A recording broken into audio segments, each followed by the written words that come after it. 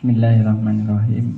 Adik kita niat untuk beroleh ridha Allah Subhanahu wa taala dengan pembacaan kitab-kitab di majelis ini, dengan niatan juga untuk mengamalkan isinya, mengamalkan dalam kehidupan kita.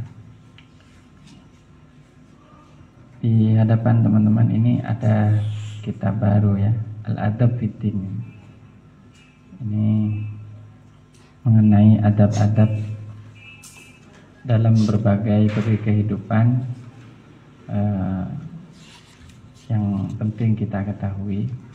Ini sebenarnya penjabaran dari wasiat musannif di halaman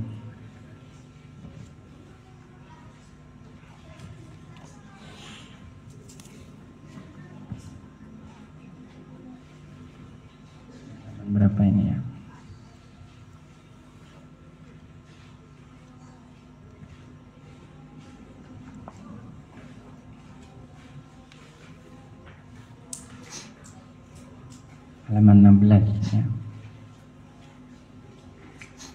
Walzam aidan ya akhi al-adabah. Mari kita mengaji ya.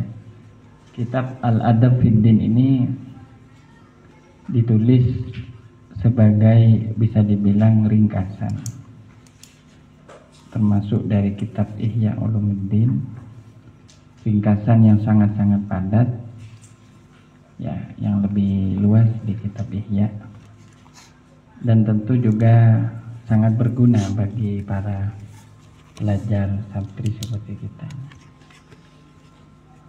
Judul kitabnya Al-Adabu Fiddin ya, cuman ini yang dicetak Al-Muqidh Minad Dhalal, ini kitab lain ini. Ditulis oleh Imam Al-Ghazali yang kita kenal dengan berbagai macam karangannya, khususnya Minhajul Abidin dan Ihya Ulumuddin. Baik, kita langsung saja ya membaca ini. Saya akan membaca muqaddimahnya, tidak usah diartikan. Bismillahirrahmanirrahim. Alhamdulillahilladzi khalaqana fa'akmala khuluqana wa addabana fa'ahsana ta'dibana wa syarrafana bi nabiyhi Muhammadin sallallahu alaihi wasallam fa'ahsana tashrifana. Summa aqulu wa billahi taufiq. Inna akmalal akhlaqi wa a'laha wa ahsanal af'ali wa abhaha wal adabu fiddin. Wa ma yaqtadi bihil mu'minu min fi'li rabbil alamin wa akhlaqin nabiyyin wal mursalin. Wa qad addabana Allah ta'ala fil Qur'an bima arana fihi minal bayan wa addabana bi nabiyhi Muhammadin sallallahu alaihi wasallam fi sunnati bima ujaba alaina falahul minnatu wa kadzalika bis sahabati wat tabi'in wa man ba'dahum min ahli al-adabi minal mu'minin bima aujaba alaina min al-iqtida'i bihim wa dzalika jalilun khataruhu katsirun adaduhu tudhkaru ba'duhu li'alla yatula syarhuhu fa ya'suru fahmuhu. Bismillahirrahmanirrahim. Al-adabu, adapun ini ialah adab-adab baina yadayillahi ta'ala, di hadapan Allah ta'ala.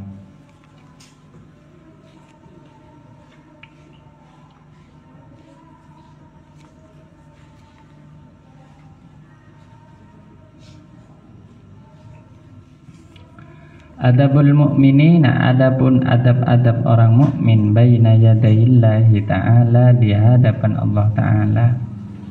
Itrafut torfi adalah menundukkan kepala.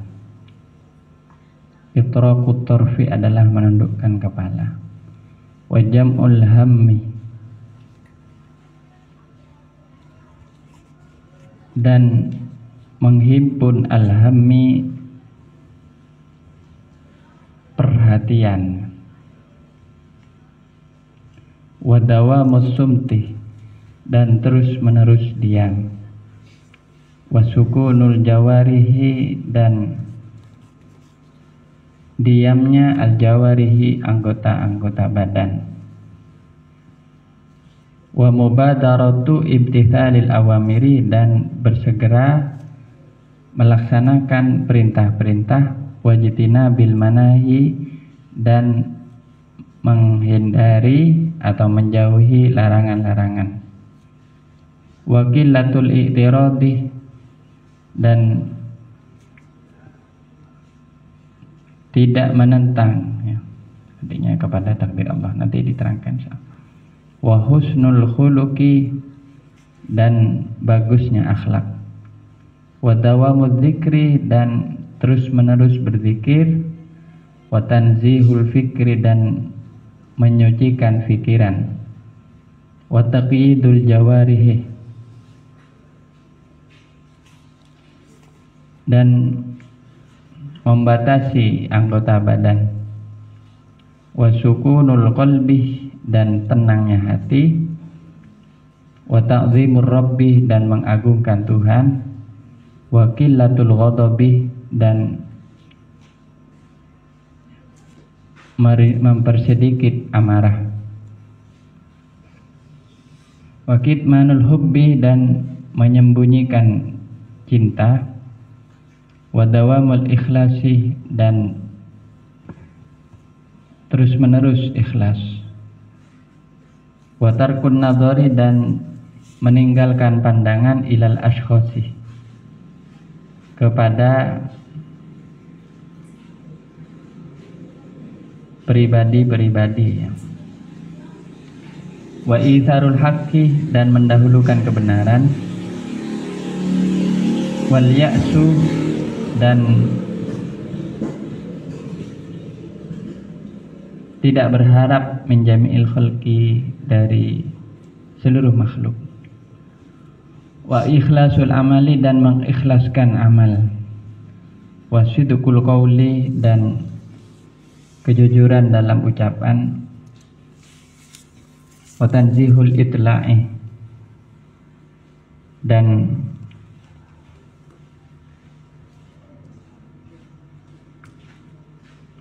menyucikan al-itla'i penglihatan. Wa ihya'ul qurubati dan menghidupkan ibadah-ibadah. Wa qillatul isyarati dan mempersedikit isyarat. Wa kitmanul faidati dan menyembunyikan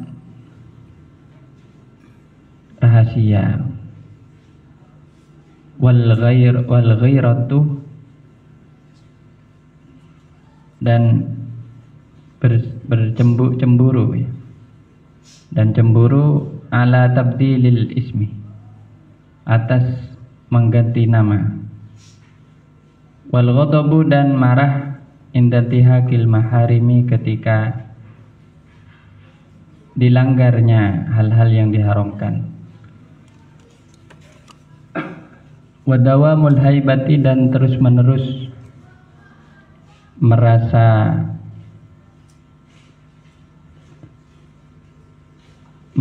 sungkan. Wastisyarul haya'i dan merasakan dan merasa malu. Wasti'malul khawfi dan mengamalkan rasa takut. Wasukuni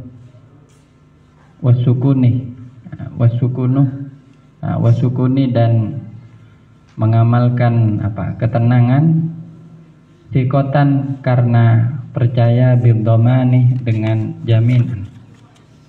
Sikotan karena percaya biddomani dengan jaminan.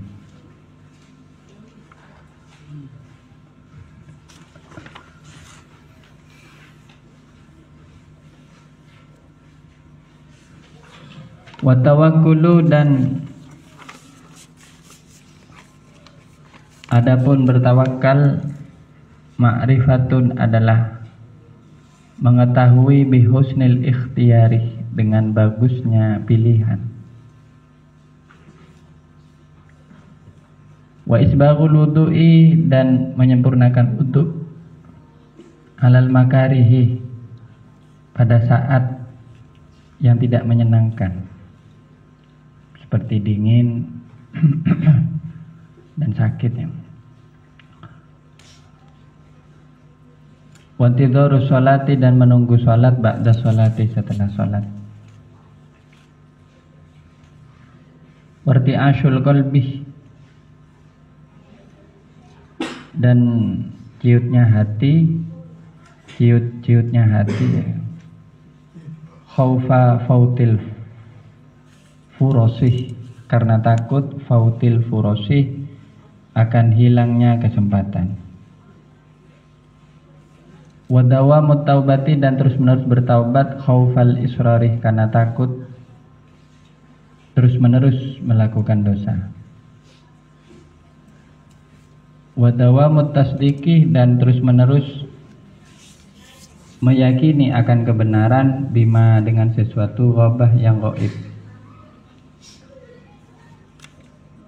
Wawajalul qalbi, dan gemetarnya hati, bergetarnya hati, inda dzikri, ketika zikir. Wa ziyadatul anwari, dan bertambahnya cahaya, indal wa'zi, ketika menerima peringatan.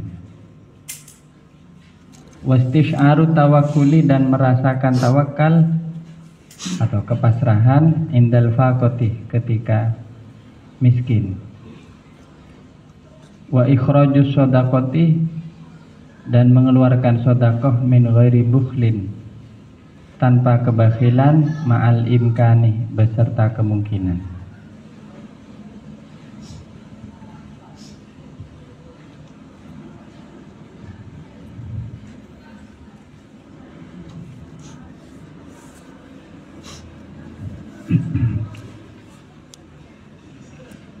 Bismillahirrahmanirrahim ya.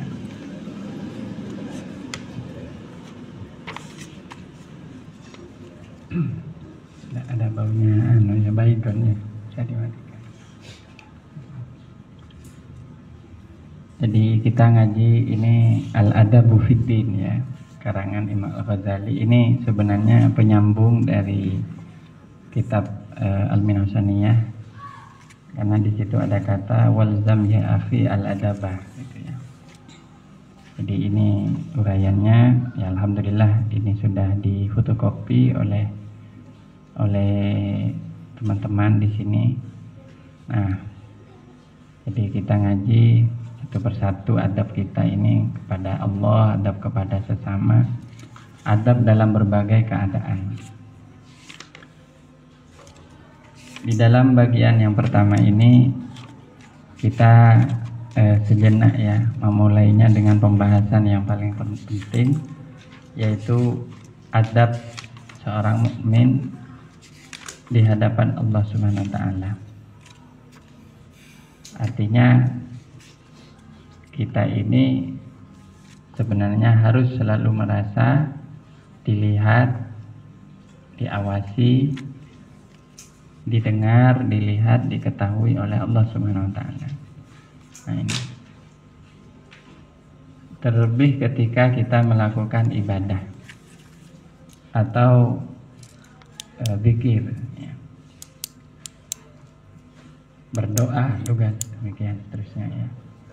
Apa adabnya? Seorang mukmin bisa dibilang punya adab apabila salah satunya ya, beberapa adab ini terpenuhi di dalam dirinya.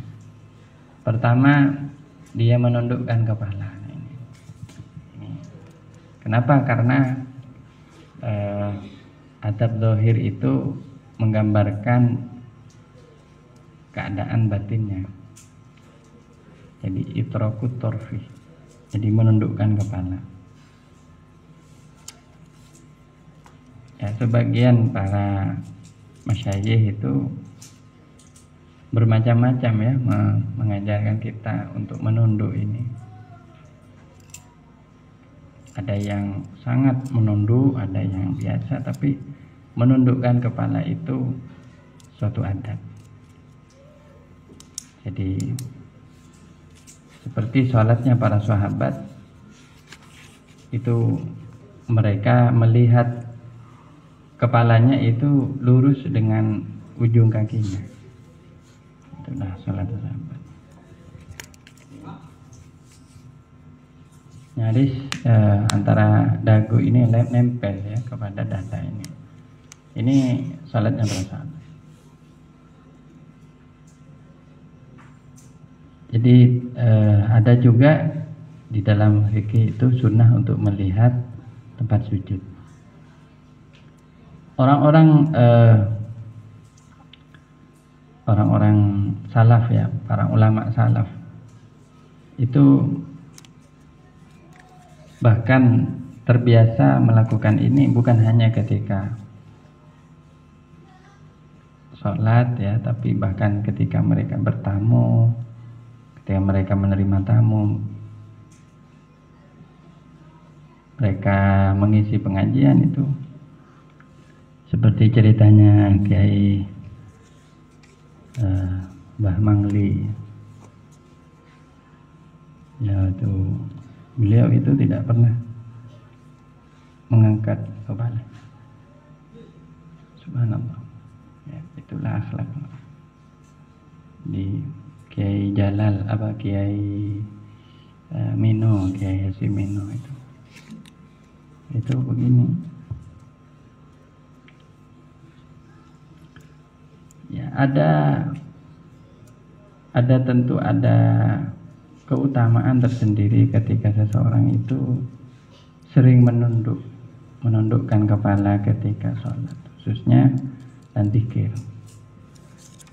Selain itu membuat lebih konsentrasi kepada hati kita, itu juga lebih cepat di dalam mengantar kita itu khusyuk ya. Karena hati itu katanya akan mengikuti apa yang dilihat oleh panca indera, khususnya oleh mata. Apabila matanya itu celingak-celingok ke kanan kemari begini ya, maka dia tidak bisa beribadah dengan tenang. Karena itu sebagian ulama ya itu bahkan ghaddul basar ya, menahan pandangan, yang dimaknai juga artinya menahan pendengaran, menahan. Nah, ini yang disebut ini sukunul jawarih. Nah, ini saja kalau dilakukan istiqomah oleh seorang murid seperti kita, seorang santri seperti kita, ini hasilnya besar kepada perubahan dalam diri kita. Kita tidak akan belajar tawadhu itu hanya dari ceramah-ceramah, tidak bisa. Soalnya kita diajar kamu harus tawadhu, kita harus tawadhu, tidak mempan. Tapi coba lihat ada orang duduk nunduk begini, kita langsung hati kita langsung berubah. Ya. Jadi itrakut torfi ini luar biasa. Ya, ini yang pertama, ini dalam kaitan kepada apa? Nah, ini dalam kaitan kita beribadah kepada Allah SWT. Ya, tentu dalam batas yang sesuai dengan aturan syariat ya. Tidak boleh misalnya qiyam kita menunduk begini ya, itu bukan qiyam. Hanya khusus kepala saja. Saya punya fotonya mimbar di Masyayina itu nunduk. Saya simpan foto itu karena saya senang melihat itu. Ya, orang-orang soleh itu indah ya, gerak-geriknya itu indah itu. Dan kita itu belajar itu tidak semata-mata dari dawuh-dawuhnya. Yang paling penting itu kita belajar dari halnya, keadaannya. Jadi haliyahnya. Ya. Ini kepada Allah kita harus demikian. Entah apa yang kita rasakan ketika kita itrakut torf ini, ketika kita dudukkan kepala ini, apakah rasa malu, apakah rasa takut, apakah rasa diawasi, atau semua itu sangatlah penting dan sama-sama baik ya, insyaallah. Kemudian yang kedua itu jam'ul himam, jam'ul hammi ya, atau himam ini mungkin ya. Saya tidak tahu ini himam apa hammi di sini aslinya. Jadi menghimpun keinginan, cita-cita atau keperhatian, konsentrasi. Artinya apa? Kalau mengingat ya sebagaimana firman Allah, wala dzikrullahi akbar, menyebut Allah itu paling berat ya, paling besar, paling Allah. Jadi harus konsentrasi betul.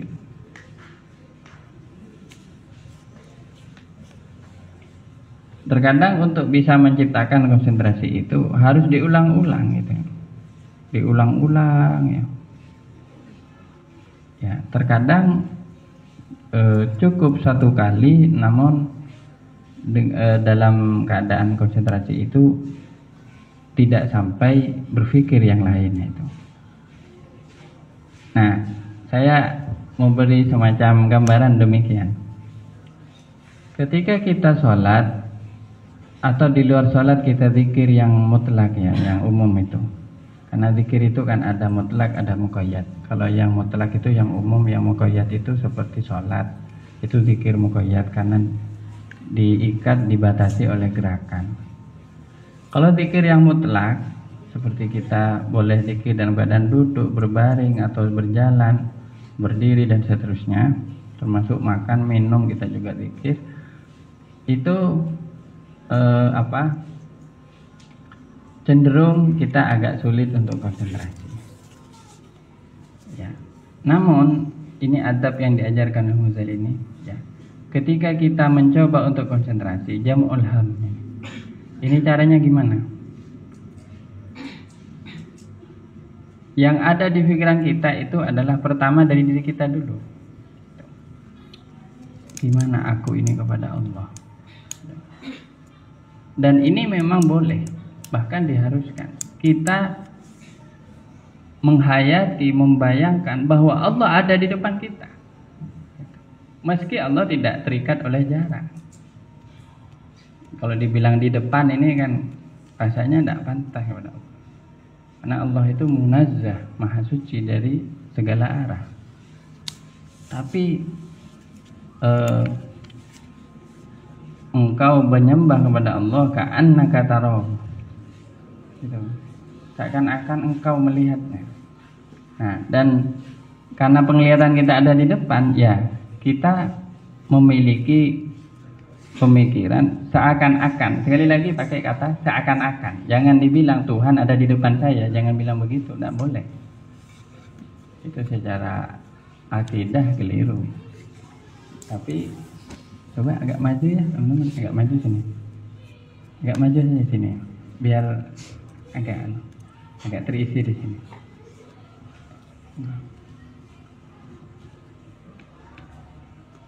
Jadi tidak boleh mengatakan demikian. Tapi kalau saya merasakan, nah gini ya, seakan-akan Tuhan di depan saya, ini tidak salah mengatakan ini. Karena itu memang ada di dasar hadisnya. Anta budallaha ka'annaka tarahu. Jadi kita berangkat dari kita dulu. Aku ini di hadapan Tuhan. Dan seakan-akan Tuhan ada di hadapan aku. Bagaimana aku? Bagaimana sikapku? Bagaimana? Nah, ini terus istilahnya dirasakan. Nah, kalau sesuatu ketika kita sedang mencoba berzikir dengan cara seperti itu lalu terlintas hal-hal yang lain, nah ini berarti was-was, ini bisikan setan atau dari nafsu kita. Nah, itu disingkirkan, disingkirkan. Jadi konsentrasi seakan-akan kita benar-benar duduk di hadapan Allah Subhanahu wa taala dengan cara yang tidak bisa kita terangkan dengan kata-kata ya.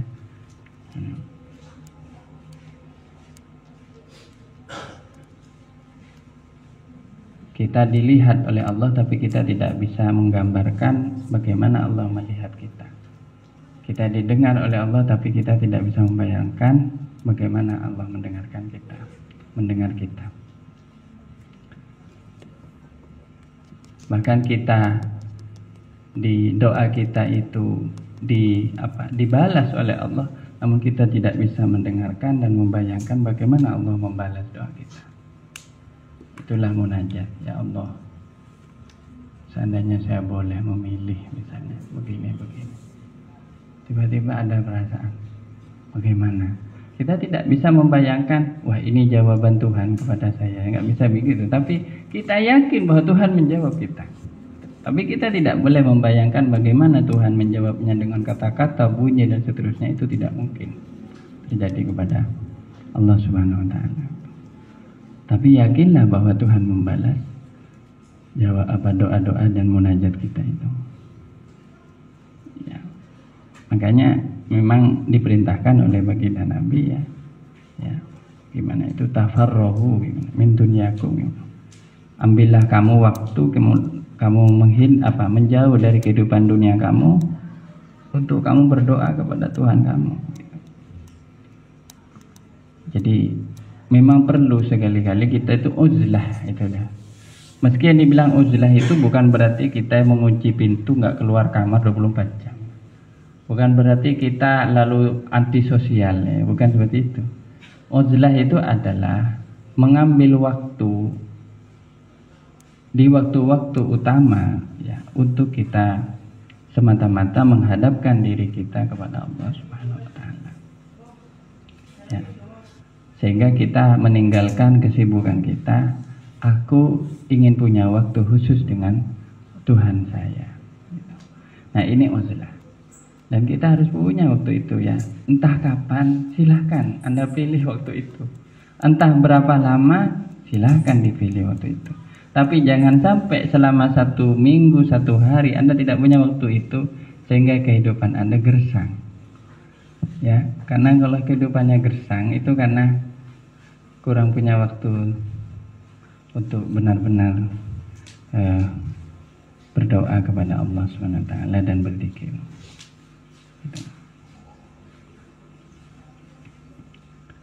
Nah, cuman sekali lagi ya. Orang yang beruzlah ini hendaknya ya benar-benar karena Allah ya, jangan karena benci kepada orang lain, pokoknya jangan menyimpan suudzon kepada siapapun. Nanti pulang-pulangnya malah dia bukannya semakin merasa baik, malah dia itu pulang-pulangnya bukan menjadi baik, malah dia semakin sombong, itu takutnya. Karena ada orang yang uzlah, wah saya ini sudah hebat ya. Orang-orang itu yang rame-rame itu nggak hebat itu nanti gini ya. Jangan seperti itu. Tapi uzlah itu semata-mata niat kita itu semata-mata untuk lebih khusyuk di dalam menyebut dan mengingat Allah Subhanahu wa Ta'ala. Kemudian berikutnya ini adabnya lebih banyak diam, terus-menerus diam. Artinya jangan kita banyak ngomong ya tentang masalah Allah Subhanahu wa Ta'ala tanpa ilmu gitu. Kemudian diamnya anggota badan ya, segera melakukan perintah, menjauhi larangan ya, tidak menentang kepada Allah.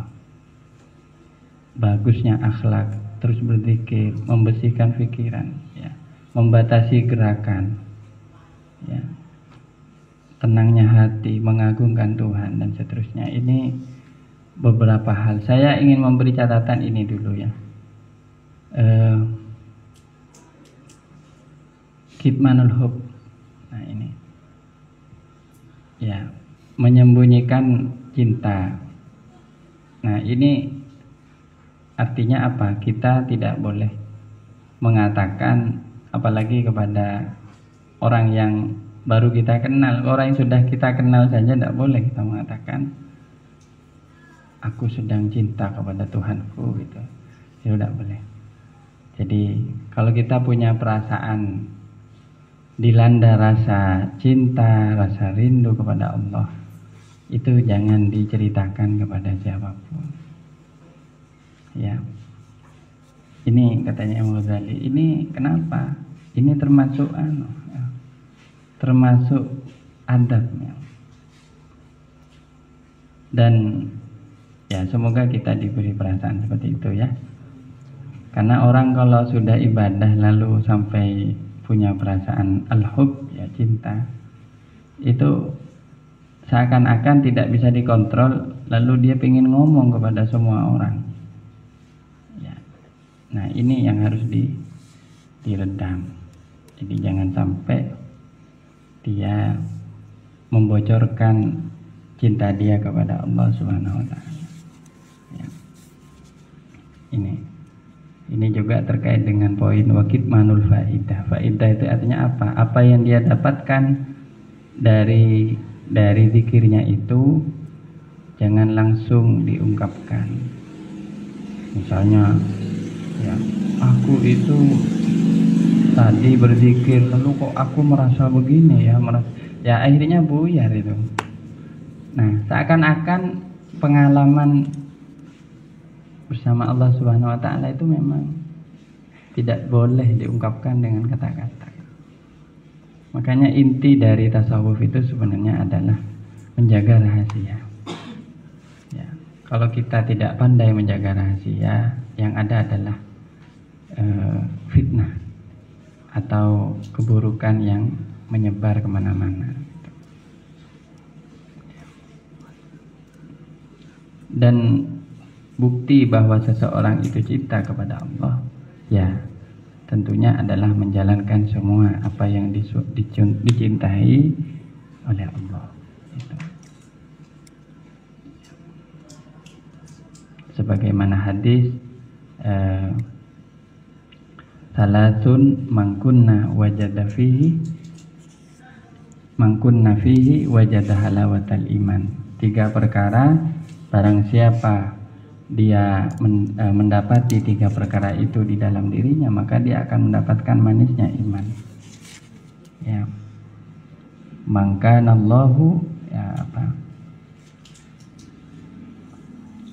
Mangkanallahu wa rasuluhu ahabba ilaihi mimma siwahuma. Orang yang mencintai Allah dan Rasulnya lebih daripada yang lain.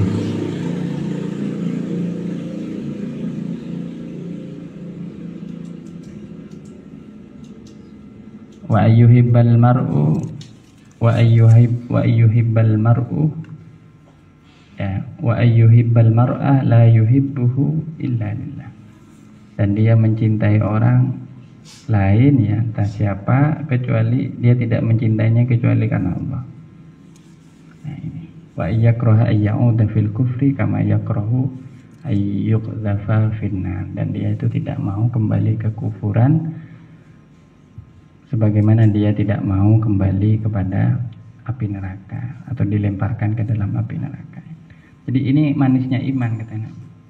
Jadi manisnya iman itu kalau sudah Allah dan Rasulnya itu lebih dicintainya daripada yang lain. Kemudian yang kedua, dia mencintai orang itu semata-mata karena Allah. Ya, kita senang dengan teman kita karena ada kebaikan pada dirinya yang mengingatkan kita kepada Allah. Ya. Karena ibadahnya, karena ilmunya misalnya, dan ilmunya itu karena Allah gitu ya. Dan semuanya yang mengingatkan dia kepada Allah. Ini ciri orang yang cinta kepada Allah ya. Kemudian ya ini marah ya ketika melihat ada hal-hal yang diharamkan. Terus menerus merasa haibah. Haibah ini artinya merasa gentar ya. Kenapa? Karena takut akan kemahaagungan Allah, merasa malu dan seterusnya. Tawakal. Kemudian ini juga termasuk tanda orang yang beradab kepada Allah, suka menjaga wudhu ya. Oh ya, ini sebelum. Al-khauf was-sukun siqatan bindoman. Jadi dia itu tenang ya, karena dia yakin akan jaminan Allah. Jadi misalnya apa? Kita punya uang, tapi nggak banyak. Nah, kita nggak khawatir, sudah biarin, rezeki saya itu dijamin. Jadi yakin kepada hasbunallah wa ni'mal wakil. Jadi kalau masih khawatir berarti nggak yakin masih sama Tuhannya. Nah, terus juga ya ini wudhu ketika alal makarih, misalnya lagi dingin, lagi sakit, demam ya, tapi dia masih wudhu dengan sempurna. Nah ini termasuk tanda-tanda orang yang beradab kepada Allah. Suka menunggu sholat ya. Takut kehilangan kesempatan untuk beribadah kepada Allah, terus bertaubat ya. Kemudian yakin akan apa yang gaib, misalnya pahala, dia yakin ada pahalanya. Membenarkan pada apa yang gaib, dan hatinya itu gemetar atau bergetar ketika berzikir. Dan ketika diperingatkan, hatinya itu mendapatkan pencerahan ya, al-anwar, cahaya. Dan ini katanya para ulama, cara terbaik untuk bisa terus-menerus mengambil peringatan itu adalah dengan mentadabburi Al-Quran ya. Makanya Al-Quran itu kan memang untuk dibaca, tapi tujuan untuk dibaca itu supaya ditadabburi. Coba kita ambil ya, 1 ayat 2 ayat sehari saja. Sehari ambil 1 ayat 2 ayat, tapi itu diulang-ulang, difikirkan. Maksud saya kita fikirkan apa maksud ayat ini. Kita baca keterangan tafsirnya apa sambil ditadabburi sampai di dalam hati kita itu masuk betul ayat itu. Ini agak kurang ya zaman sekarang. Kalau majelis qiraatil Quran hataman banyak. Insya Allah bulan Ramadan ini banyak kan. Tapi majelis tadabburil Quran, nah ini jarang ya.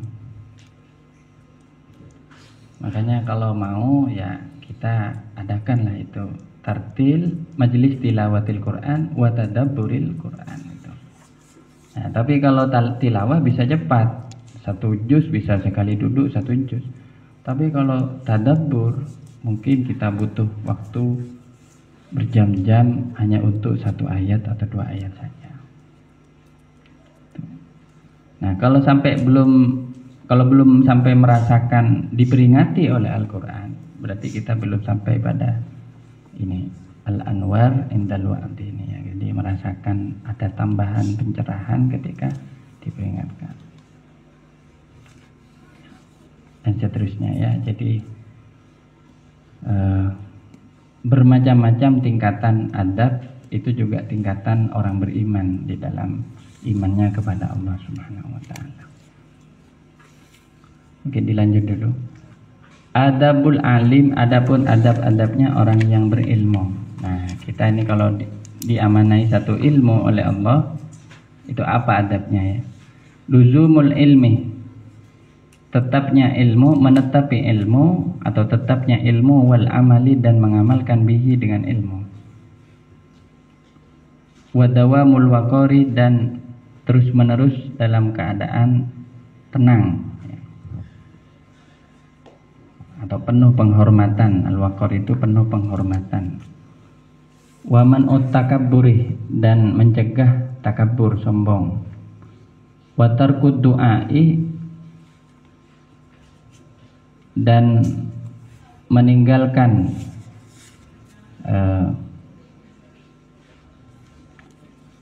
ajakan bihi dengan ilmu.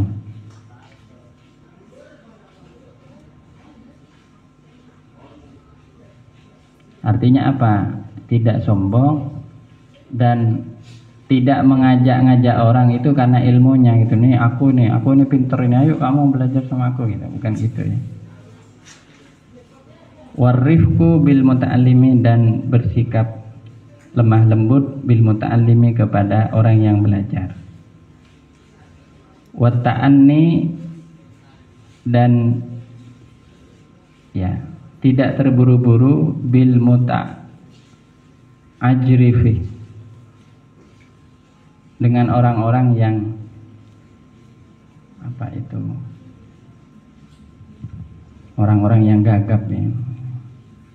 Artinya orang yang tidak bisa cepat belajar itu, orang yang lambat dalam belajar itu. Artinya kan ada kadang orang yang belajar itu gagap atau Wallahu a'lam. Wa islahul mas'alati, dan memperbagus pertanyaan lil balidih, bagi orang yang dungu atau orang yang tidak cerdas. Wa tarkul umfati min qawli la adri, dan tidak meninggalkan al-unfa. Al-unfa itu bersikap keras, ya. Min qauli la adri, dari perkataan la adri, aku tidak tahu. Artinya ketika muridnya itu bilang saya tidak tahu, itu tidak kemudian gurunya mengatakan kamu kok nggak tahu, sudah tak ajar ini. Itu tidak boleh seperti itu. Wa takunu himmatuhu, dan ada himmatu, apa himmahnya atau kepeduliannya, al-alim inda su'ali, ketika bertanya, khulasatan minas sa'il,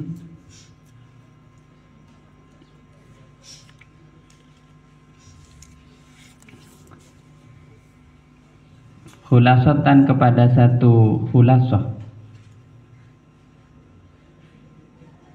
artinya satu ringkasan, minas sa'ili, dari orang yang bertanya itu. Apa tujuannya? Li ikhlasis sa'ili, adalah untuk membuat ikhlas orang yang bertanya tadi. Artinya ketika dia itu bertanya kepada orang, itu tujuannya supaya mempermudah, atau ketika menjawab pertanyaan orang itu supaya orang yang bertanya itu mendapatkan ringkasannya yang mudah, sehingga dia bisa bertanya dengan ikhlas, ya, tanpa ada rasa takut dan terbebani. Ya, nanti ini terangkan lagi insyaallah. Wa tarku takallufi, dan meninggalkan susah payah, ya, di dalam mengajar. Artinya mengambil beban yang melebihi kemampuannya, ini takalluf. Susah payah dalam mengambil beban. Wastima'ul hujjati, dan mendengarkan alasan atau argumen, al-hujjah atau hujjah ini argumen, wal qabuluh, dan menerimalah kepada hujjah. Wa in kanat, sekalipun ada apa hujjah, minal khasmi, adalah dari lawan.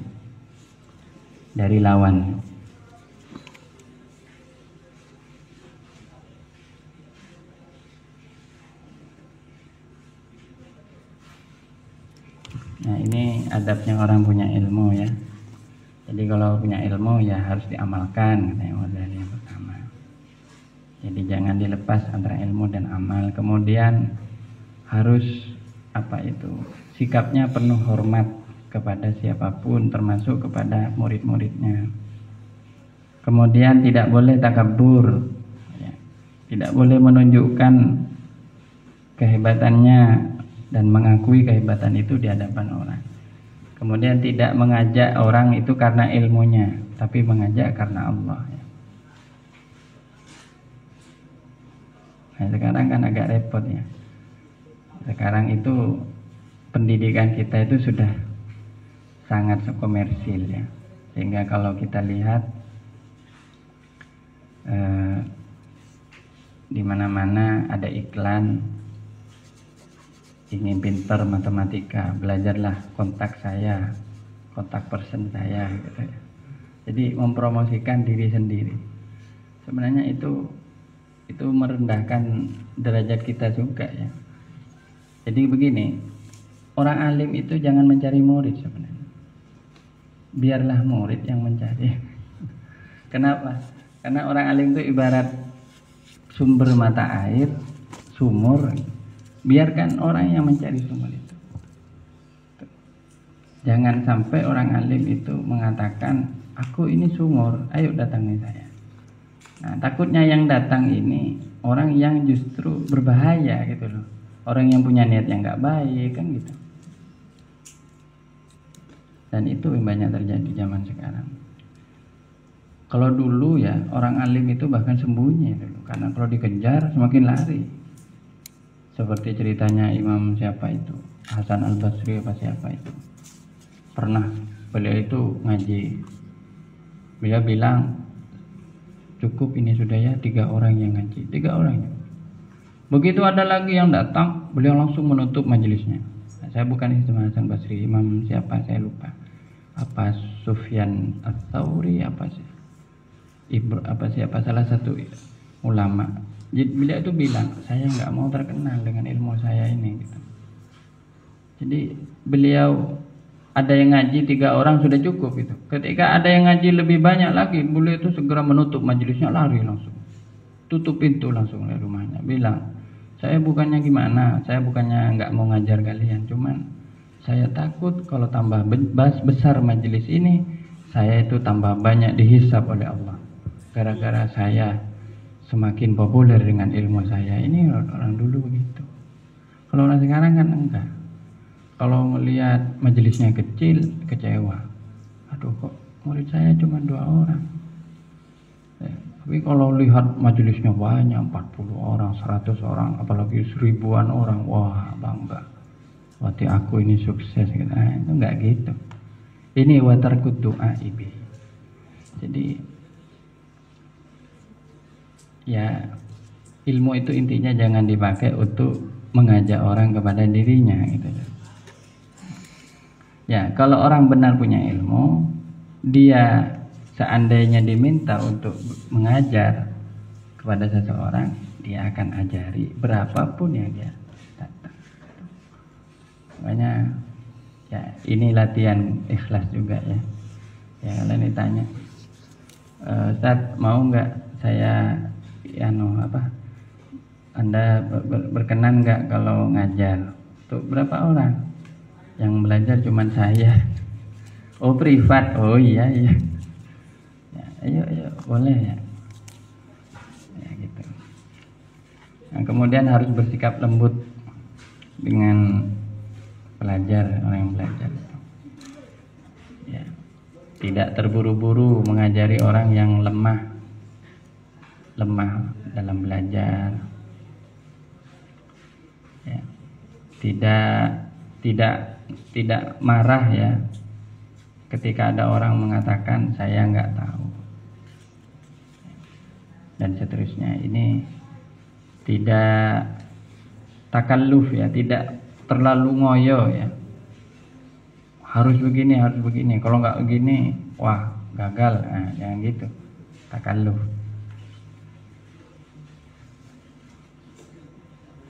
Ya, ini juga nasihat kepada kami nih, sebagai guru, sebagai pendidik. Karena sekarang itu sebenarnya kita hidup di era yang melimpah dengan ilmu. Tapi anehnya, kenapa kok yang lahir generasi yang bukan cinta ilmu, tapi malah cinta dengan ya mempermainkan ilmu lah intinya.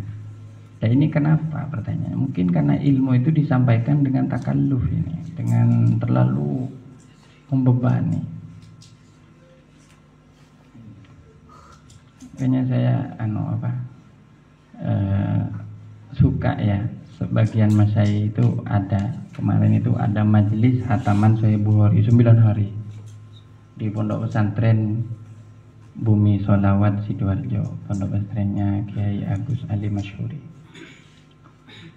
Saya cuman mengikuti via online, tapi qori'nya itu ulama dari Mesir, namanya Syekh Yusri itu.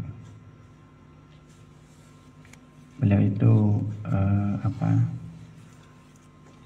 kalau pendidikan formalnya dokter, namun beliau sekarang menjadi seorang mursyid ya, atau guru sufi dan sekaligus dosen di Mesir. Nah itu beliau waktu penutupan majelis Sahih Bukhari kemarin itu beliau mengatakan begini, saya doakan semua yang hadir dari hari pertama sampai hari terakhir, juga yang mengikuti sebagian atau yang bahkan ikut hanya pada penutupan acara ini, termasuk yang mendengarkan di layar, yang ikut online, yang membantu terlaksananya, yang menyumbang, semuanya sedikit atau banyak, semua yang terlibat berkontribusi di dalam acara ini, semuanya mendapat barokah gitu. Jadi saya itu, ya Allah, alhamdulillah kalau kayak gini. Ini naruh online gue. Jadi kalau ikut online itu tandanya imannya lemah. Kenapa? Karena online itu kan hanya bagi orang yang udzur gitu. Jadi itu tidak takalluf. Jadi kalau guru yang sejati itu sebenarnya dermawan kepada murid itu. Tidak pelit membagikan ilmu atau doanya. Ya memang perlu juga mendidik murid itu supaya disiplin, ya, tapi jangan berlebihan. Kalau sampai dengan kedisiplinan itu murid itu sampai tidak belajar, maka yang berdosa itu gurunya. Jadi kalau terlalu disiplin, nanti muridnya tidak belajar lagi. Yang berdosa itu gurunya. Nah, kemudian ini yang terakhir, ketika ada hujah atau argumen yang berlawanan dengan pendapatnya, dia itu mau mendengarnya. Ini orang alim. Jadi kalau orang alim ada pendapat yang berbeda, dia marah, dia bahkan musuhan dengan pendapat berbeda itu. Nah, ini berarti belum menjadi orang yang alim. Ya, ini berat ini di zaman sekarang ini, karena sekarang ini kalau beda pendapat langsung unfriend. Ya, kalau di Facebook itu unfriend. Wah, ini beda kubu sama saya, unfriend. Padahal kalau beneran orang berilmu ya dihadapi. Asal jangan sampai mencaci. Nah, kalau mencaci ada ayatnya, fa'arid anil jahilin. Berpalinglah kamu dari orang yang bodoh. Siapa orang yang bodoh itu? Orang yang suka mencaci itu, bukan dasar ilmu. Misalnya caci begini, ya sudah, kita offline saja. Tapi kalau dihadapi masih ada yang berhujjah, berargumen, ya diterima. Nah, kalau benar kita punya ilmu atau seseorang punya ilmu. Yang kalau orang tidak punya ilmu, ya biasanya menghadapi hujjah itu ya dengan cacian. Kayak zaman sekarang ada orang berargumen begini, dijawab dengan ini. Kamu begini karena pendukung Jokowi. Apa itu? Itu bukan ilmu, itu sudah ngajak musuhan, ngajak berantem. Jadi kalau orang ahli ilmu benar, dia akan mendengarkan hujjah lawan bicaranya, apalagi teman bicaranya dan seterusnya. Didengarkan, dan kalau bagus dan benar ya diterima. Kalau benar itu diterima, kalau tidak benar ya dia ungkapkan ketidaksetujuannya. Ya, tapi memang sebaiknya ya orang alim itu menghindari perdebatan dengan orang yang tidak berilmu. Kenapa? Karena berdebat dengan orang yang tidak berilmu itu menghabiskan waktu dan tenaga saja. Jadi tidak ada banyak manfaatnya. Gitu. Karena orang yang bodoh itu cenderung merasa pandai dengan kebodohannya. Adapun orang yang alim itu, yang sebenarnya orang yang alim itu justru merasa bodoh, bukan merasa pandai. Dan mari kita niatkan ya, kalau kita punya ilmu, niatkan kita juga ikut belajar dengan murid-murid kita gitu. Ya, mudah-mudahan dari situ lahir sikap tawadhu kepada murid-murid kita sendiri ya. Ya, ini yang paling berat, ini akhlak tingkat tinggi ini. Baik, sedikit dulu ini mumpung pas tempat bisa ngaji ini. Mari kita lanjutkan. Adabul muta'allimi, adapun ini ialah adab-adab orang yang belajar. Yabda'uhu, memulai siapa muta'allimhu kepada guru, ini maksudnya kepada alim atau muallim, bisalami, dengan salam. Wayukillu dan mempersedikit baina yadayhi, di hadapan gurunya, artinya muallim, al-kalama, kepada perkataan. Wa yaqumu dan berdiri siapa muta'allim lahu kepada muallim. Idza qama apabila berdiri siapa muallim. Wala yaqulu lahu dan tidaklah mengatakan dan tidak mengatakan siapa muta'allim, artinya orang yang belajar, lahu kepada muallim, kepada guru, qala fulanun, berkata siapa fulan, ma qulta, kepada apa yang engkau katakan. Wala yas'alu dan tidak bertanya siapa muta'allim jalisahu kepada teman duduknya muta'allim fi majlisihi di majlisnya muallim. Wala yabtasimu dan tidak tersenyum siapa muta'allim inda mukhatabatihi ketika berbicara dengan muallim. Ini hinya kepada muallim ya. Wala yushiru dan tidak memberi isyarat alaihi kepada muallim bi khilafi ra'yihi, berbeda dengan pendapatnya. Bi khilafi ra'yihi dengan membedai pendapatnya muallim. Wala ya'khudhu dan tidak mengambil bisaubihi dengan pakaiannya muallim idza qama apabila berdiri siapa muallim. Wala yastafimuhu dan tidak mencari pemahaman, artinya tidak mencari tahu an mas'alati tentang satu persoalan fi tariqihi di jalannya muallim hatta yablugha sampai tiba siapa muallim ila manzilihi ke rumahnya muallim. Wala yaksuru alaihi dan wala yuksiru alaihi dan tidak memperbanyak perkataan alaihi kepada muallim inda malalihi ketika bosannya muallim.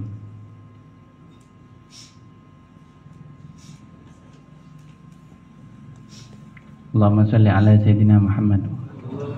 Baik, ini terakhir, ini mungkin terakhir dulu, ini 3 adab ya. Jadi nanti sekolah saya takut takalluf soalnya. Alasan ya. Taruh yang kasih ngajar. Bukan begitu, tapi memang belajar tasawuf itu sebenarnya tidak bisa melalui kitab saja gitu loh intinya. Baik. Orang adabnya orang yang belajar. Kita ini para santri ini kita semua muta'allim yang hadir di sini, termasuk saya pun juga anal muta'allim. Itu adalah kalau bertemu dengan gurunya itu hendaknya memulai dengan salam. Ya. Nah ini yang paling bagus. Karena siapa yang memulai dengan salam itu yang dapat pahala lebih gitu ya. Meski memulai dengan salam itu hukumnya sunnah dan menjawab salam adalah hukumnya wajib. Kemudian jangan banyak bicara di hadapan guru itu. Artinya jangan ramai.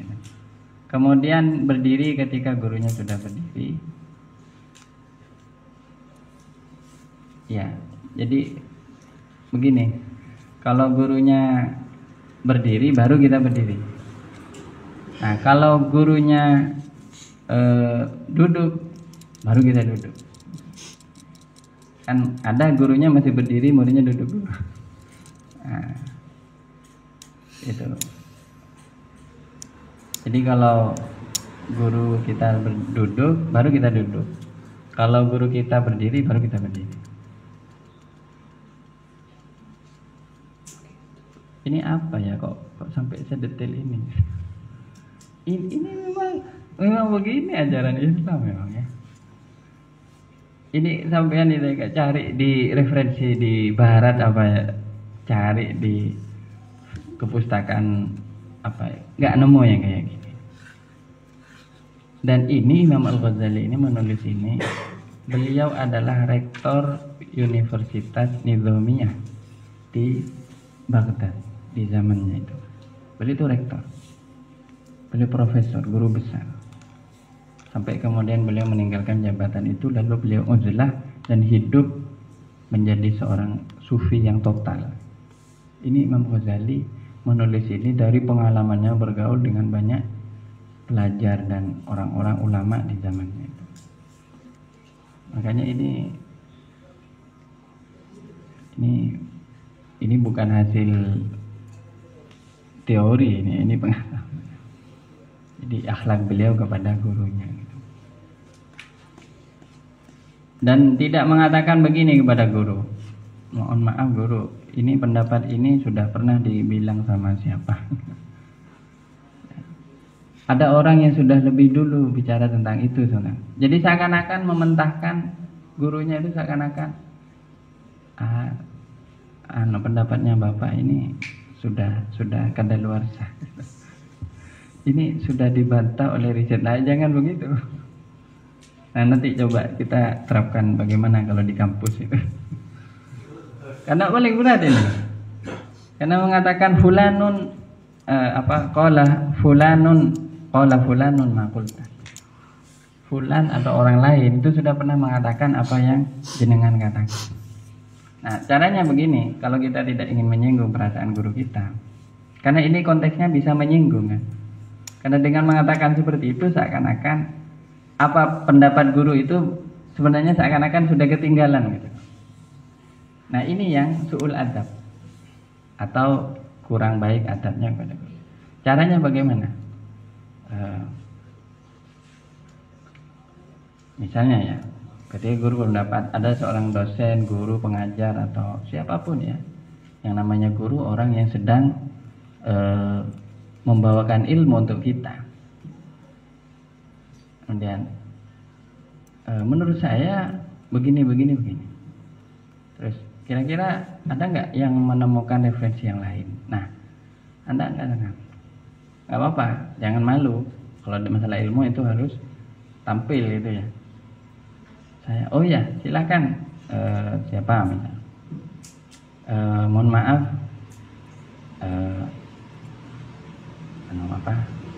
jangan mengatakan misalnya, mohon maaf Pak dosen ya, atau syekh atau ustaz, apa yang Bapak katakan itu sebenarnya sudah dikatakan oleh Bung Karno atau oleh siapa, sehingga bagi saya itu bukan pendapat yang baru. Nah, jangan mengatakan begitu. Tapi begini, kalau bahasa yang baik ya, terima kasih Pak, saya banyak mendapatkan pencerahan dengan pendapat yang diutarakan oleh Bapak ya. Dan saya menemukan pendapat Bapak ini memperkuat gitu. Memperkuat pendapat yang pernah saya baca. Oh, baca dari mana? Coba lihat bukunya. Ini pendapatnya siapa? Imam Ghazali. Berarti pendapatnya Bapak ini memperkuat pendapatnya Ghazali, dan ini saya kira sangat cocok. Nah, kan bangga gurunya dibilang itu. Yang penting murid itu pintar-pintar bikin senang gurunya ini. Insya Allah nilainya bagus ini. Enggak usah khawatir.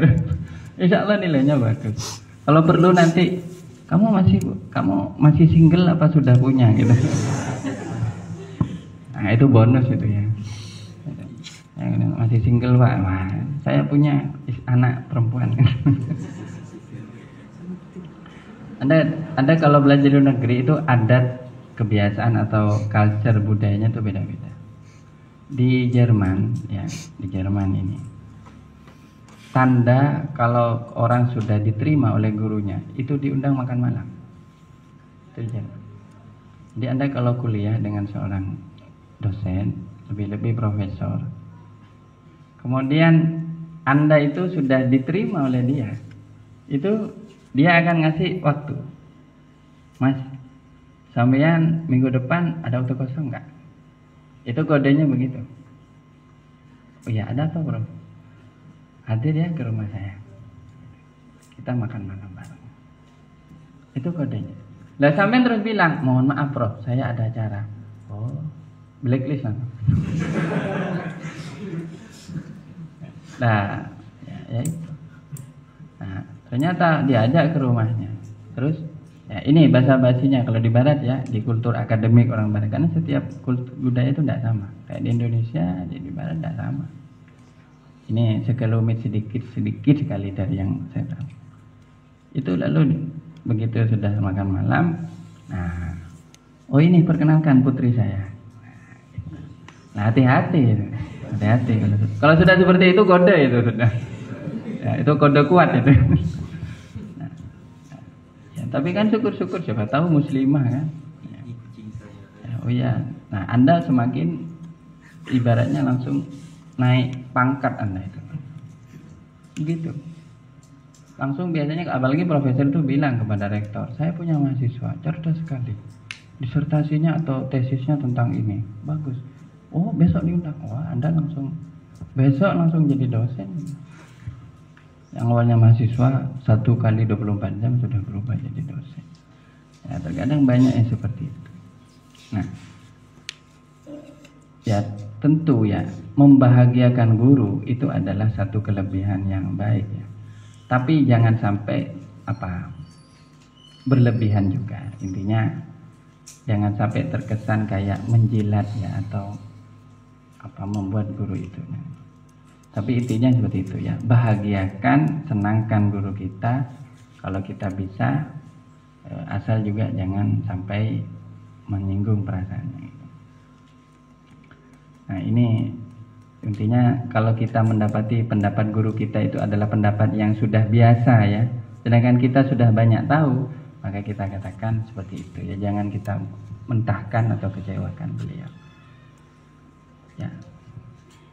Kemudian ya karena begini ya, saya akan memberi saran kepada teman-teman mahasiswa khususnya yang banyak meneliti tentang pendidikan ya, karena di sini ada jurusan manajemen pendidikan, ada pendidikan dan macam-macam. Gini, cara berpikir guru Anda dengan Anda itu beda. Guru Anda itu adalah produk pada zamannya, sedangkan kita adalah produk pada zaman kita. Kita ini disebut generasi Z, generasi beta atau apapun lah ya, sebutan zaman orang sekarang. Generasi meta, beta, saya tidak tahu menyebut apa lagi. Tapi intinya cara berpikir Anda tidak akan bisa sama dengan guru Anda. Kenapa? Karena guru Anda bacaannya di zaman itu. Ya, sehingga jangan pernah kita berpikir memaksakan pendapat kita atau keinginan kita harus sama. Kenapa kok guru saya mikirnya kolot banget ya? Itu sering. Saya itu hampir setahun dulu itu punya pengalaman hilir mudik di beberapa komunitas di UI di Jakarta. Itu begini, obrolannya anak UI itu ya, karena maklum ya mungkin kampus swasta dan termasuk bergengsi gitu ya, Universitas Indonesia. Ada beberapa komunitas kajian di sana. Saya itu dulu waktu masih lajang, masih belum menikah. Saya itu sering ngumpul dengan mereka itu. Ya itu yang dia omongin gitu kan. Kalau itu dosen udah kuno itu gitu. Saya kaget. Saya itu anak santri yang saya lahir di pesantren, didoktrin, diajarkan untuk menghormati guru. Gimana?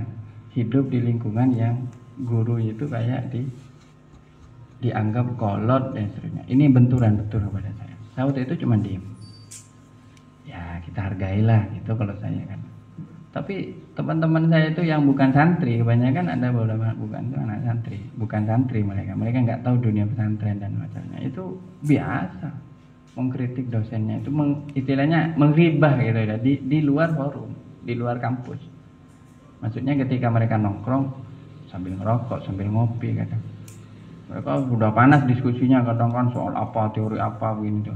Kalau sudah panas itu, kalau kata dosenku itu gini, itu kan dosen apa? Coba aja kamu lihat textbooknya itu, udah kuno gitu. Itu nggak ada tedeng aling-aling, nggak vulgar gitu. Saya itu jujur shock ya. Aduh, kok gini kata saya. Saya seumur-umur nggak pernah menghina guru saya, dosen saya itu nggak. Walaupun saya dalam hati kadang menggerutu, pernah ya, mungkin ini sul adab saya kepada beliau, menggerutu, kok gini ya pandangan gitu loh. Tapi kita tidak boleh menampakkan itu ya. Jadi memang paling berat ya, ini menjaga adab di dalam majelis ilmu, ini paling berat. Sampai Imam An-Nawawi itu katanya tiap kali mau belajar itu beliau itu berdoa terlebih dulu di rumahnya, berdoa berkumandang kami sampai lama. Apa doanya? Ya Allah, tutuplah aib dan kekurangan guruku, katanya dia. Allah mastur uyuba ustadzi wa syaikhi gitu, atau ustaz apa? Uyuba syaikhi. Ya Allah, tutuplah aib-aib guruku, ya Allah, jangan sampai kelihatan gitu. Imam Nawawi, karena ketika para ulama itu belajar, kadang gurunya itu kelihatan kekurangannya. Itu yang bikin beratnya. Subhanallah. Ya. Jadi itu ya. Nah, berikutnya ini ya, tidak bertanya di majelis kepada teman duduknya. Ya, dan jangan tersenyum ketika guru itu berbicara. Ini senyum yang terkesan melecehkan mungkin ya ini ya. Dan seterusnya. Dan juga ini jangan mengambil bajunya ketika maksudnya gimana? Ketika guru itu pergi terus ketinggalan surbannya atau apa, itu nggak bisa diambil. Nanti bilang tak ambil, disimpan, dikoleksi. Nggak boleh. Ya, biarin. Ya, jangan. Sampai guru itu ingat, oh saya kok ketinggalan tasbih saya. Ada di Pomas misalnya. Oh ya, tak tolong. Biarin. Kitabnya ketinggalan, biarin. Ini adab ini ya. Nanti kita berani megang, gurunya nggak suka. Kok kamu megang?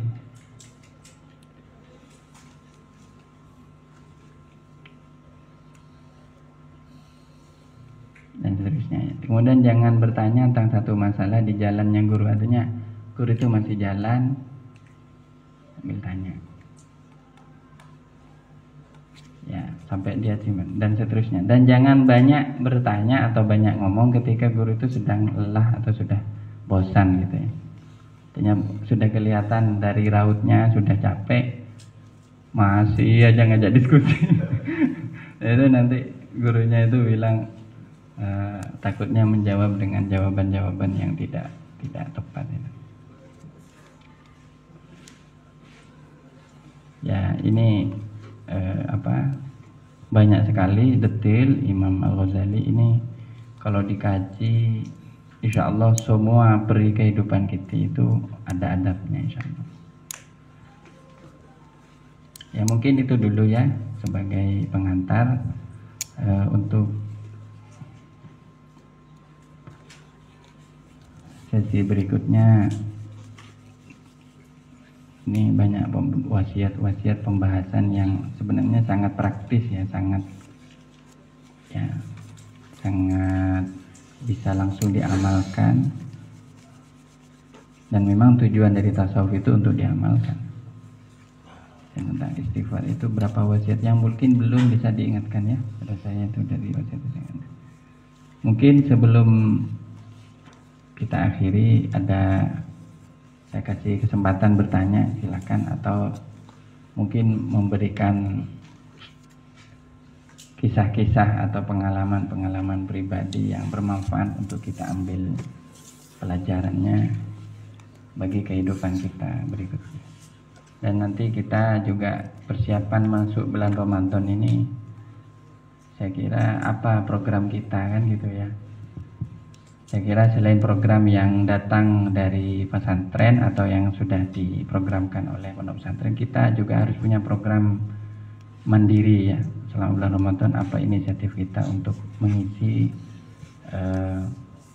bulan suci Ramadan ini. Ya, monggo saya kira disusun atau didiskusikan yang sekiranya menjadikan Ramadan kita ini berkesan ya, dan bermanfaat bagi kehidupan kita, insya Allah. Mungkin dari sebelah kanan saya ini teman-teman semester berapa aja ini? Monggo kalau ada yang mau bertanya bisa maju. Ini barusan ada tamu satunya dari Swedia, satunya dari Kanada. Namanya Ismail sama siapa, Mu'alaf. Tadi juga ada perempuannya satu. Saya tadi ditelepon Faiz tadi untuk kesana merapat. Ya mungkin ingin diskusi masalah Islam mungkin ya. tapi sudah ketemu alhamdulillah. Ya, tadi di jalan saya bicara ke dia, mari kita kalau mau ikut majelis ini, kajian tentang tasawuf, kata saya. We have a forum for learning Sufism. Terus dia kaget dan senang katanya, tapi dia harus istirahat. Kayaknya tidak bisa ke sini. Tapi tadi sudah diskusi sedikit. Saya tanya dari negara mana. Dia menjawab, saya tidak punya negara, saya sudah ada di bumi Allah, katanya. Waduh, ini sudah sufi ini. Wah, ini kalah makom. Jadi saya tanya, terus wah ini kalau mu'allaf itu imannya masih fresh begini mungkin ya. Jadi imannya itu masih fresh-freshnya. Jadi dia ingin sharing tentang pesantren gitu, yang katanya. Tadi nggak sengaja ketemu sama saya di Indomaret di di Tanjung, karena saya waktu itu tadi ke Tanjung mau beli apa gitu. Terus kok ada bule, kata saya, 2 orang lagi ngomong sama penjaga Indomaret itu, sama kasirnya itu. Terus saya tanya ke kasirnya, Muslim? Iya Muslim, katanya. Oh ternyata ke pondok gitu. Nah itu alhamdulillah. Ya, ini saya ngomong tadi, saya 3 tahun hidup di Eropa. Oh ya, di mana? Gimana? Ya, tapi yang paling penting katanya. Yang penting dia itu silaturahimnya apa gitu yang penting. Terus ya, saya pesan tadi, jangan lupa ya zikirnya, katanya. Ya, because our enemy is iblis, katanya. Waduh. Ini yang di pesantren kalah ini. Subhanallah. Pokoknya tadi itu sempat ngobrol. Ada Mas Baim tadi. Saya ya mungkin nanti kalau teman-teman sempat, kalau dia masih ada di sini mungkin bisa diskusi. Nah, kita perlu banyak sharing ya dengan berbagai macam kalangan ya. Ya alhamdulillah. Mungkin ada dari sini. Ada dari sini mungkin langsung. Silakan. Langsung aja dia.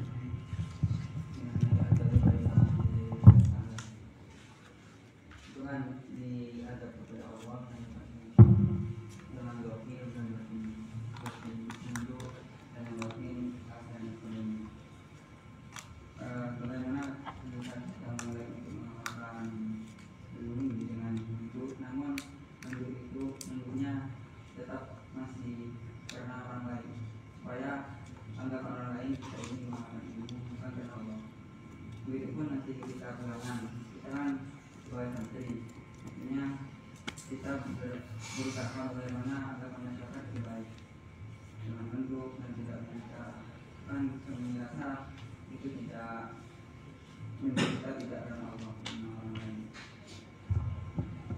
Ya, ini minta toleransi atas riak namanya. Boleh nggak kita tuh dispensasi riak ya? Ada dispennya nggak?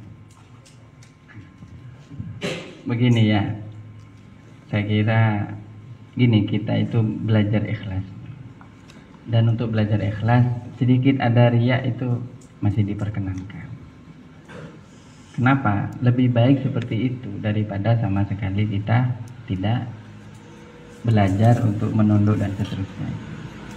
Jadi tidak apa-apa untuk awal mungkin kita masih ada rasa, wah saya ini bukan karena Allah tapi karena nggak enak dilihat orang, karena ingin supaya kelihatan khusyuk, tidak apa-apa. Katanya qoblal khusyuk atau khusyuk, sebelum orang khusyuk itu ya pura-pura khusyuk itu. Jadi sebelum khusyuk beneran ya kita pura-pura khusyuk dulu. Jadi tidak apa-apa ya. Tapi pesan saya jangan lama-lama kayak gitu. Jadi karena gini, kalau kita berzikir ya harus mulai melupakan kepada selain Allah ketika saat itu sedang berpikir kepada Allah. Ya. Jadi yang paling sulit di zaman sekarang ini bagi saya sebenarnya adalah manajemen konsentrasi. Karena orang konsentrasi di zaman sekarang ini terasa langka. Jujur di zaman sekarang ini dengan banyaknya suara, banyaknya kebisingan-kebisingan, ya itu sangat sulit, apalagi di pondok pesantren. Nah, saya jujur sempat dulu ya awal-awal saya itu kembali ke pondok pesantren, karena saya tahu lingkungan pondok pesantren itu seperti ini, ya banyak orang dan macam-macam ya, banyak aktivitas. Saya itu sempat berpikir untuk mendirikan pondok pesantren atau semacam membuat komunitas yang itu hanya berisi 10 orang saja gitu. Dimana nanti kegiatannya tidak banyak, artinya lebih banyak zikir, tadabbur, keheningan, nantinya melatih supaya diam, supaya tidak ini gitu. Nah, tapi tidak berhasil ya. Artinya dia tetap kembali kepada kehidupan yang seperti biasanya. Oleh karena itu bagi saya, asal kita bisa konsentrasi, manfaatnya sudah sangat besar bagi kita. Jadi buat saya mau nunduk, ya kalau belum bisa nunduk sepenuhnya, ya itu tadi curi-curi nunduk ya. Kapan kita punya kesempatan untuk nunduk, ya nunduk. Perkara nanti kita dianggap aneh oleh orang, dah itulah belajar untuk menahan komentar negatif dari orang ini. Ya gimana caranya supaya nggak sampai masuk ke hati kita. Karena orang itu tidak akan bisa selamat sepenuhnya dari pandangan negatif orang. Gini ya, di dunia ini Allah sudah ciptakan adil antara orang yang memuji kita dengan orang yang membenci kita, antara orang yang menyanjung kita dengan orang yang mencaci kita. Itu sudah pasti ada. Jadi sampean kalau berharap dipuji orang juga harus yakin akan ada orang yang menjelek-jelekkan sampean. Para awak gede maaf. Maduk nunduk deki nyeruduk deki. Itu nanti pasti gitu. Cuman pesan saya nunduk itu kalau dan berzikir ya. Kalau berjalan jangan nunduk sampean. Nanti diseruduk sepeda motor sampean. Ya. Artinya memang dalam batas yang memang dibutuhkan. Apa?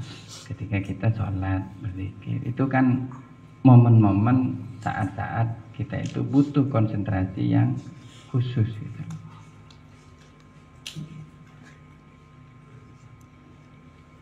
Jadi coba lihat fotonya kiai-kiai itu rata-rata kan banyak yang nunduk itu.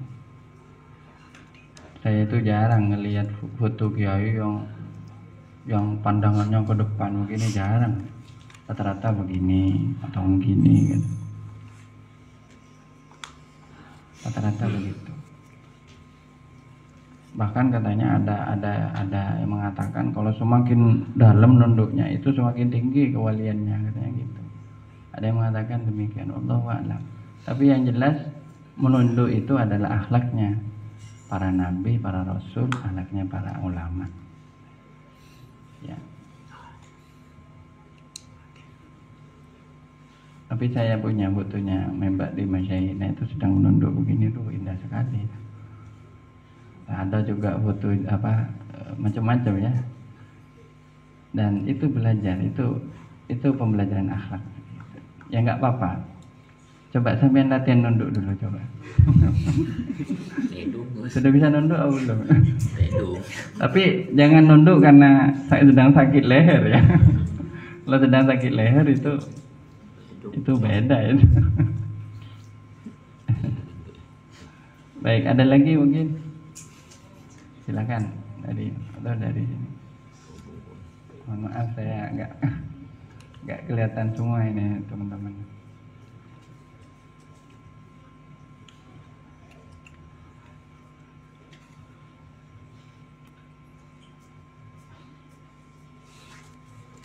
Ini Imam Al-Ghazali ini detail banget ya, sampai ke adabnya orang jualan. Ya, adabnya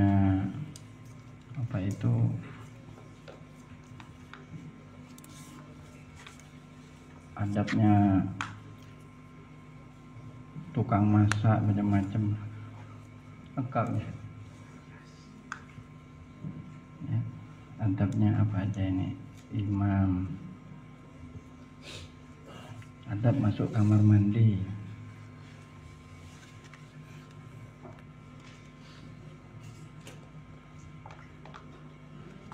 Ada?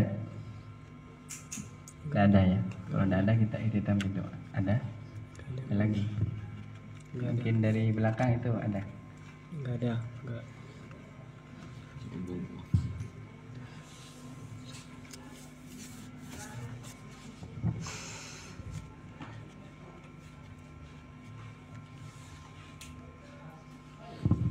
Enggak, kalau mau, karena ini syahrul Quran ya, bulan Ramadan disebut juga dengan bulan Al-Quran, mungkin coba diagendakan ya kalau mau kita untuk pengajian ikut kegiatan hataman yang dari pondok pesantren seperti yang ngaji ke pengasuh dan seterusnya. Tapi ada mungkin walaupun 2 kali atau 3 kali diadakan tadabburul Quran ya, mentadabburi Al-Quran ya. Ini metodenya bagaimana, itu para ulama berbeda-beda. Ada yang mengulang-ulang satu ayat, ada yang membaca beberapa ayat sekaligus, dan seterusnya. Ini monggo kalau mau, insya Allah saya akan juga ikut nimbrung hadir ya. Yang penting kita niat mentadabburi Al-Quran, karena Al-Quran ini indah kalau ditadabburi, dan kita tidak akan pernah selesai mentadabburinya gitu. Jadi selain majelis khatmul Quran atau tilawatul Quran atau yang disebut dengan darusan, katanya orang kita itu tadarus, kita kalau bisa juga mengadakan tadabburul Quran. Nah, nanti satu ada yang membaca Al-Quran dengan suara yang merdu kalau bisa, kemudian ada yang membaca terjemahannya, kemudian mungkin ada yang membaca tafsirnya, kemudian kita renungkan sampai meresap di dalam hati kita. Ya, insya Allah, tapi jangan setiap malam ya, karena juga ada kegiatan yang lain. Nanti anu saja diatur entah 2 kali atau 3 kali selama Ramadan ini. Monggo kalau mau kita lebih menyemarakkan bulan suci Ramadan. Ya, kalau tidak ada mari kita ikhtitam doa. Ada lagi? Ada? Enggak ada. Atau ada yang mumpung ketemu gitu. Jadi biar nggak nyegat-nyegat di jalan.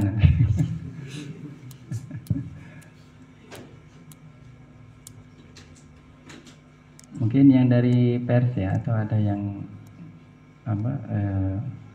dari kru media mungkin bisa mewawancara itu tadi siapa? Yang mu'alaf itu. Anak siapa namanya? Ismail sama Umar apa ya namanya? Ya monggo kalau ada bisa nanti menghubungi.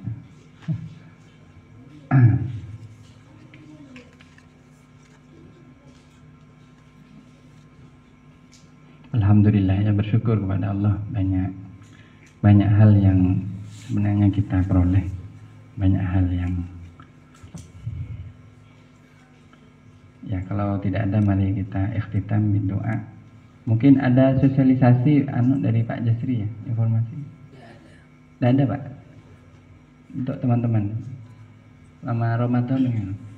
Tidak ada ya. Kalau tentang itu tadabbur Quran gimana ya? Nanti kita agendakan karena pengajian Ramadan sudah ada jadwalnya. Sudah ada jadwalnya. Ya bisa mungkin khusus di atas jam 9 malam. Dan setelah pengajian selesai, ya ini bukan ngaji apa ya? Dia memang membaca Al-Quran. Saya punya terjemahan Al-Quran dalam bahasa Madura, yang itu sudah ditasih oleh Kementerian Agama dan cukup bagus saya kira terjemahannya. Nanti bisa dibaca bareng-bareng. Ya. Alhamdulillah kita itu di Indonesia sudah melahirkan terjemahan Al-Quran dalam berbagai bahasa lokal ya, Madura, Jawa, Sunda, Batak, ini sudah ada semua. bisa pesan di online itu bisa. Nah, ini alhamdulillah nanti bisa dipakai juga. Pokoknya kita niat untuk nulis Al-Quran ya, insya Allah nanti bisa diagendakan. Untuk pengajian yang khataman tentu lebih afdol kita ikuti program jadwal yang sudah ditentukan oleh pondok pesantren. Mungkin itu dulu, mari kita ikhtitam berdoa dengan suratul Fatihah dengan harapan semoga Allah Subhanahu wa taala senantiasa memperbaiki kita lahir batin, memperbaiki adab kita, memperbaiki akhlak kita, meningkatkan ilmu kita, meningkatkan kesadaran kita, iman kita, amal kita, mahabbah kita kepada Allah dan kepada Rasulullah sallallahu alaihi wasallam. Menjadikan kita hamba-hambanya yang soleh. Amin ya rabbal alamin. Di dunia dunia wal akhirah ala hadiniya bisiril Fatihah. Rahmanirrahim.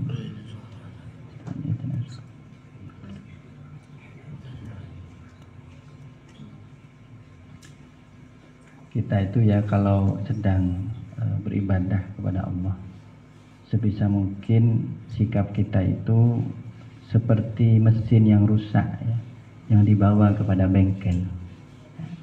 Bagaimana? Anggaplah kita ini mesin yang rusak. Kita hadirkan diri kita kepada Allah. Ya Allah, perbaiki saya. Saya ini mesin rusak. Gimana? Yang bisa memperbaiki ya bengkel kan gitu. Artinya apa? Kita kalau kepada Allah itu jangan merasa kita ini sudah baik gitu. Tapi kita ini ibarat mesin yang rusak yang dibawa untuk diperbaiki. Ini kalau kita sedang beribadah, sebisa mungkin perasaan kita seperti itu ya, supaya kita itu benar-benar nanti diperbaiki lahir batinnya. Karena kita ini tidak tahu mana bagian dari diri kita yang kurang baik atau sedang bermasalah. Ya, asallahu ayyusliha ahwalana zahiratan wa batinah fid din wa dunya al akhirah. Amin ya rabbal alamin. Bisirril Fatihah. Bismillahirrahmanirrahim. Ya kan.